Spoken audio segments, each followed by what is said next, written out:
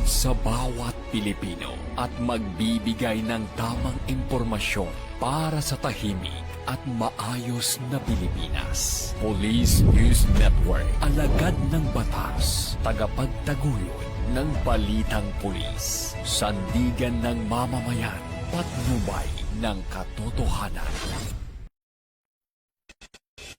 Makampo Krame, maghahatid ng pinakahuling kaganapan at nagbabagang balita. Ito ang PNN Police News Network.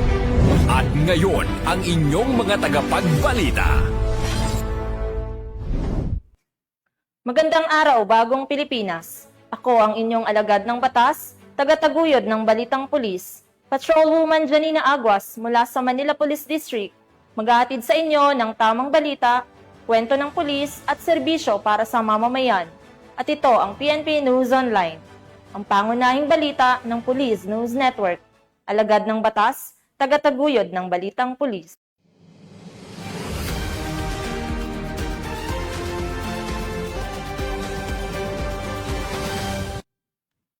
Narito ang mga balitang dapat niyong abangan. Wanted person sa kasong frustrated murder, arestado sa Minglanilla, Cebu. 3 kataong sangkot sa robbery, nasa kote sa Taguig City. At 8 miyembro ng Bangsamoro Islamic Freedom Fighters nagbalik loob sa pamahalaan sa Maguindanao del Sur.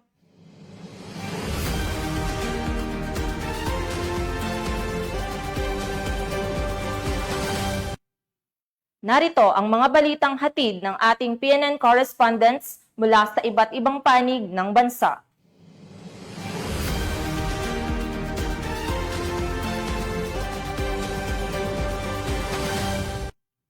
Simulan natin ang balita mula sa bahagi ng Luzon.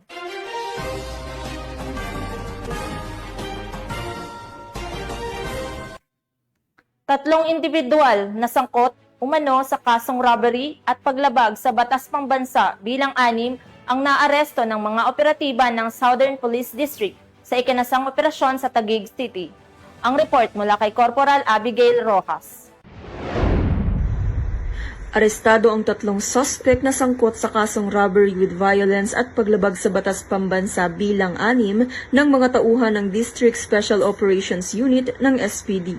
Katuwang ang Taguig City Police Station sa isinagawang spot operation sa kahabaan ng C5 Road Tunnel Market sa Taguig City.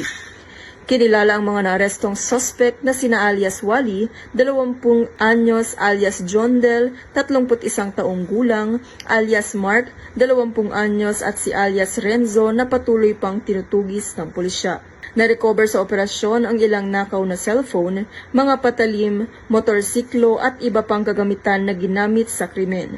Dinala naman sa tanggapan ng District Special Operations Unit ang mga naarestong suspect at mga ebidensya para sa dokumentasyon at pagsasampa ng kaukulang kaso. Tiniyak din na mananatiling aktibo ang SPD sa pinaigting na kampanya laban sa kriminalidad upang matiyak ang kapayapaan at kaligtasan ng publiko. Mula dito sa Metro Manila, ako po ang inyong PNN correspondent, Police Corporal Abigail Rojas. Alagad ng batas, tagataguyod ng balitang pulis. Maraming salamat, Corporal Rojas. Arestado ang isang magsasaka matapos mahulihan ng hinihinalang shabu na nagkakahalaga ng halos 25,000 piso sa ikinasang bypass operation sa bayan ng Penarubia, Abra. Nakatutok dyan si Police Staff Sergeant Joderick Casing. Arestado ang isang lalaki matapos mahulian ng hinihinalang shabu na nagkakahalaga ng 24,888 sa ikinasang bypass operation sa Barangay Santa Rosa, Peñarubia, Abra, nito lamang ika-4 ng Septembre taong kasalukuyan. Kinilala ang suspect na isang lalaki 51 anyos, magsasaka at residente ng nasabing lugar. Ang operasyon ay pinangunahan ng Provincial Drug Enforcement Unit at Provincial Intelligence Unit ng Abra PPO, katuwang ang Peñarubia Municipal Police Station, Pidig Suukar at 1504 RMF B15. Nasamsam mula sa suspect ang kabuang 3.66 gramo ng hinihinalang shabu na nagkakahalaga ng tinatayang 24,888 standard drug price at iba pang mga non-drug evidence. Ang suspek ay nahaharap sa kasong paglabag sa Republic Act 9165 at dinala sa Abra PPO para sa wastong dokumentasyon at disposisyon. Ang kapulisan ng Cordillera ay patuloy sa pagpapatupad ng batas kontra illegal na droga alinsunod sa 7-point agenda ni Police Lieutenant General Jose Melencio Nartatis Jr. na naglalayong mas mapabuti ang operasyon ng mga pulis, palakasin ang kampanya kontra kriminalidad at tiyakin ang kaligtasan ng bawat mamamayan. Mula dito sa rehiyon ng Cordillera, ako ang inyong PNN correspondent, Police Staff Sergeant Jodrick Tasing, alagad ng batas, tagataguyod ng Balitang Pulis. Maraming salamat, Staff Sergeant Tasing.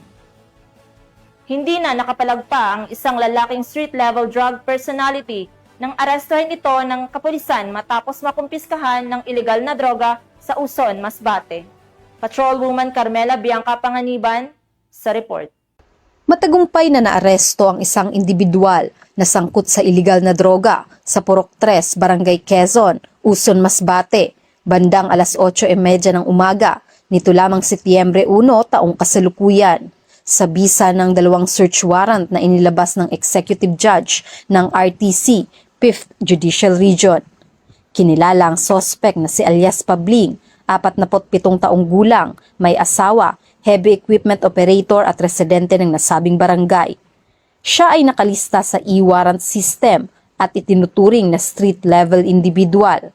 Ang operasyon ay pinangunahan ng Uson MPS, katuwang ang Masbate PPDEU, 2nd MMFC at 502nd MCRMFB5 sa koordinasyon ng PIDEA Regional Office 5. Nakumpiska mula sa sospek ang isang itim na pouch na naglalaman ng mga heat-sealed plastic sachet na hinihinalang shabu na may tinatayang kabuuang timbang na 11 grams na may halagang humigit kumulang 74,800 pesos. Samantala, nakuhaan din ng sospek ng isang tutor, magasin at bala ng kalibre 45 pistol. Ang sospek at ang mga nakumpiskang ebidensya ay kasalukuyang nasa kustodiya ng Uson MPS para sa kaukulang disposisyon. Mula dito sa Legazpi City, Albay, ako ang inyong PNN correspondent, Patrolwoman Carmela Bianca Panganiban, alagad ng batas, tagataguyod ng Balitang Pulis. Maraming salamat, Patrolwoman Panganiban. Tunghayan naman natin ang mga balita mula sa Visayas.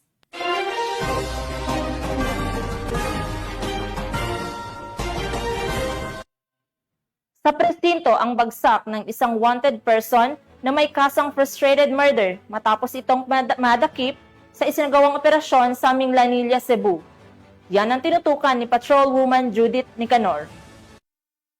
Hawak na ng kapulisan ng Minglanilla ang wanted person na may kasong frustrated matapos na maaresto ng mga otoridad sa Purok Mansanitas, Barangay Poblacion Ward 2, Minglanilla, Cebu nito lamang nakaraan. Ayon kay Police Lieutenant Mary Jane B. Comeros, Deputy Chief of Police ng Minglanilla Municipal Police Station, Cebu Police Provincial Office, bandang alas 5 Gs ng hapon nang maaresto ng kapulisan ang sospek na si Rodilino, 40 anyos na residente ng nabanggit na lugar. Ang naturang wanted person ay naaresto sa bisa ng warrant of arrest para sa kasong frustrated murder na inisyo Honorable Catalina Shineta T. Palacio, Presiding Judge of the Regional Trial Court 11th Judicial Region, Branch 41, Katilan, Surigao del Sur na may 200,000 rekomendadong piyansa. Kasalukuyang nakapiit sa Minglanilla MPS ang sospek para sa dokumentasyon at tamang disposisyon. Ang Minglanilla PNP sa ilalim ng pamumuno ni Police Lieutenant General Jose Melencio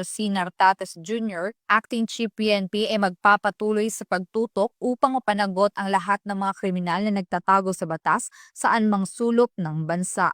Mula dito sa Central Visayas, sa Honyong Police News Network Correspondent, Patrolwoman Judith Nicanor, alagad ng batas, tagataguyod ng Balitang Pulis. Maraming salamat, Patrolwoman Nicanor. Napasakamay ng mga otoridad ang nakatalang top 7 municipal most wanted person sa kasong acts of lasciviousness matapos itong maaresto ng Leyte PNP sa bayan ng Barawen, Leyte. Magbabalita dyan si Patrolwoman Maria Elena Singian. Arestado ng mga autoridad ang tinaguriang top 7 municipal most wanted person na may kasong acts of lasciviousness matapos mahuli sa barangay Dinaayan, Burauen, Leyte. Naaresto ang akusado bandang alas 7 ng umaga ng mga tauhan ng Burauen Municipal Police Station kasamang Leyte Provincial Intelligence Unit sa bisa ng warrant of arrest para sa kasong acts of lasciviousness na may inirekomendang piyansa na 180,000 pesos para sa pansamantalang kalayaan. Ang akusado ay dinala sa Burauen MPS para sa kaukulang dokumentasyon at tamang disposisyon. Ang pambansang pulisya ay hindi titigil sa pagtugi sa mga nagkasala at patuloy na nagkakasala sa batas upang matiyak ang kaayusan at katahimikan sa ating bansa. Dahil sa bagong Pilipinas, ang gusto ng pulis, ligtas ka. Mula dito sa Eastern Visayas, ako ang inyong PNN correspondent, Patrolwoman Singian. Alagad ng batas, tagataguyod ng balitang pulis. Maraming salamat, Patrolwoman Singian. Narito naman ang mga balita mula sa bahagi ng Mindanao.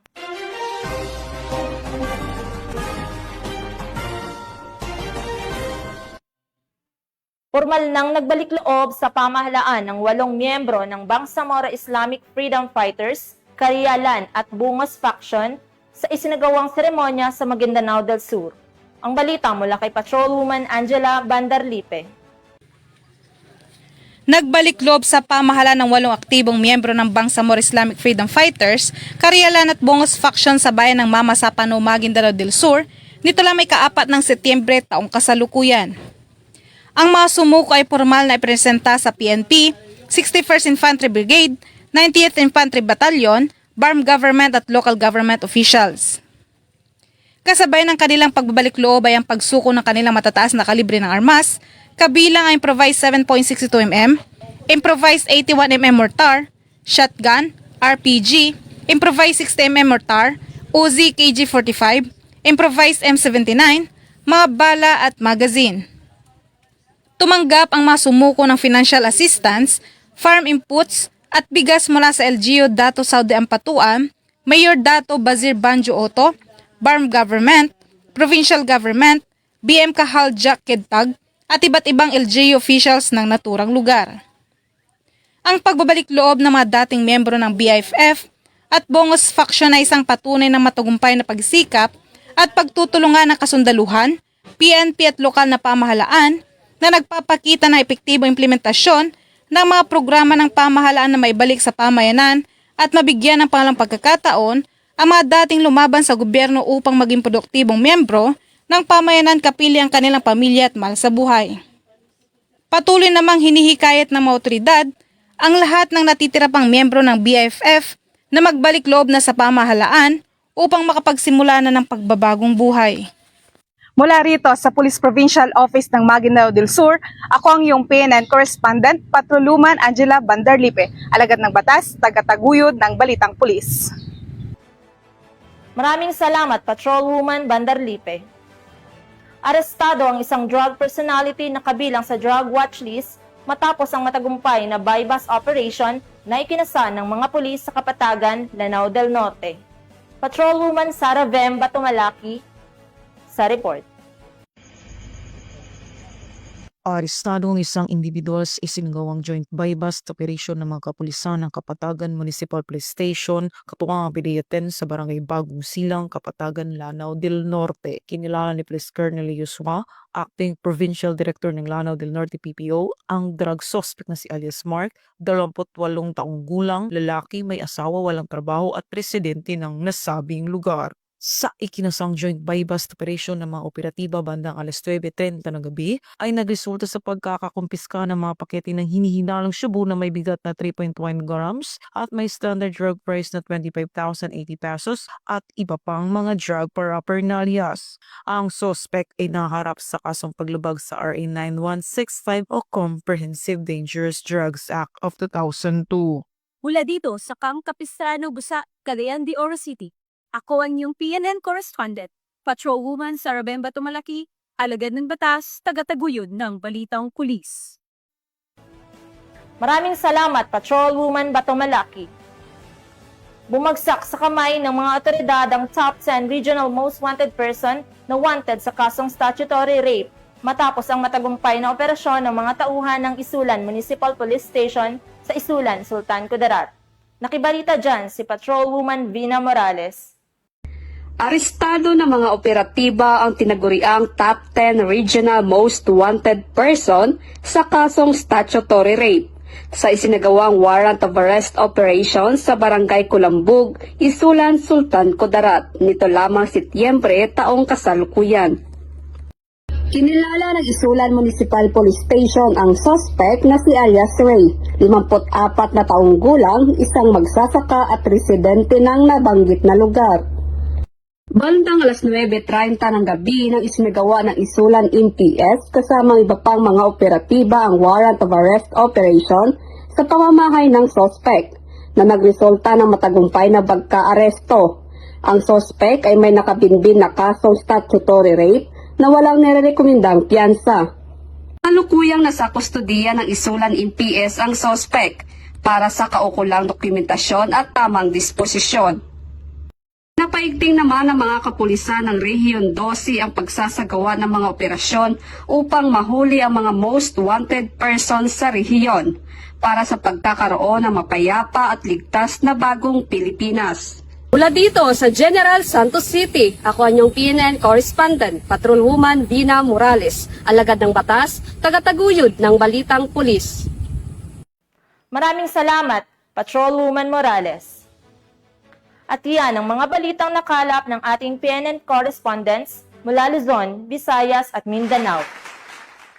Sa ngalan ng pamunuan ng Philippine National Police, sa pangunguna ni Acting Chief PNP Police Lieutenant General Jose Melencio Nartates Jr. at sa pamumuno ni President Ferdinand Bongbong Marcos Jr., kami ay maglilingkod sa bawat Pilipino at magbibigay ng tama at balanseng balita.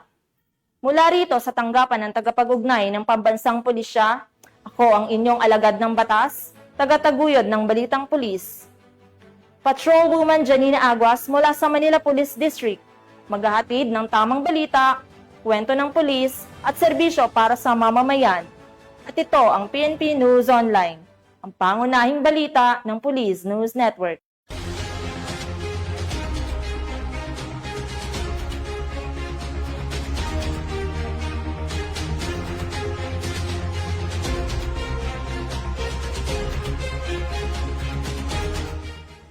Police News Network, alagad ng batas, tagapagtaguyod ng balitang pulis.